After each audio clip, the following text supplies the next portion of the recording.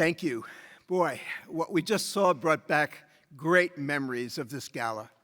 Now it is my delightful task and great honor, and one of the easiest things I have ever been asked to do, to share with you some of the many reasons why Pedro Almodóvar is so deserving of this tribute.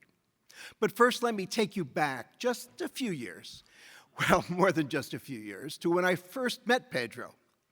In the early 1980s in Madrid, a friend told me about this remarkable young filmmaker at the vanguard of the post-Franco Renaissance known as La Movida, speaking about and showing things that had been suppressed for so long in Spain. She kindly set up a meeting with Pedro, and we spent a while talking about our shared love for Douglas Sirk, a retrospective of whom I was in the process of organizing for the Art Institute of Chicago. After seeing his then most recent film, Labyrinths of Passion, I knew my friend was right.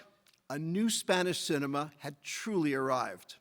I was still working in Chicago when I was delighted to learn that Pedro's What Have I Done to Deserve This had been invited to New Directors' New Films. I hoped that this would be the break he needed, and indeed it was.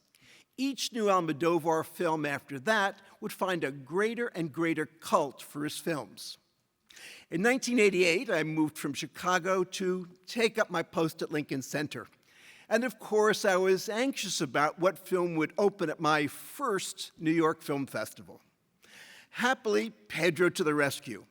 His brilliant Women on the Verge of a Nervous Breakdown was shown to us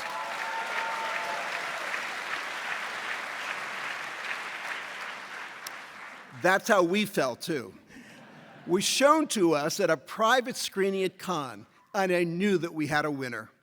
That opening night was an enormous success, and the films of Pedro Almodóvar would now become known across the US and worldwide.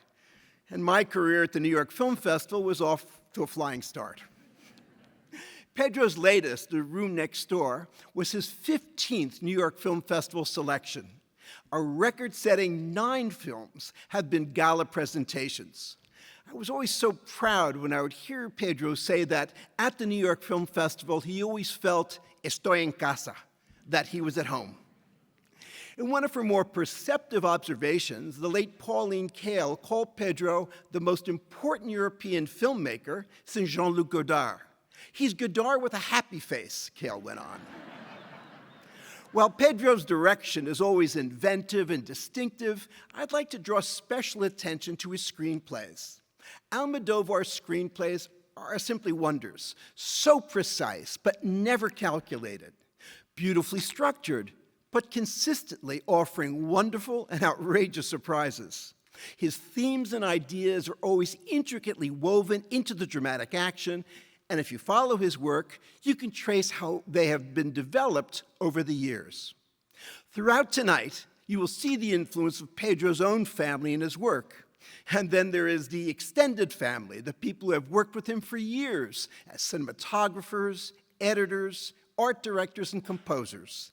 And finally, his remarkable troupe of actors, Antonio Banderas, Penelope Cruz, Rossy de Palma, Carmen Maura, among others, have been with him since his very earliest films.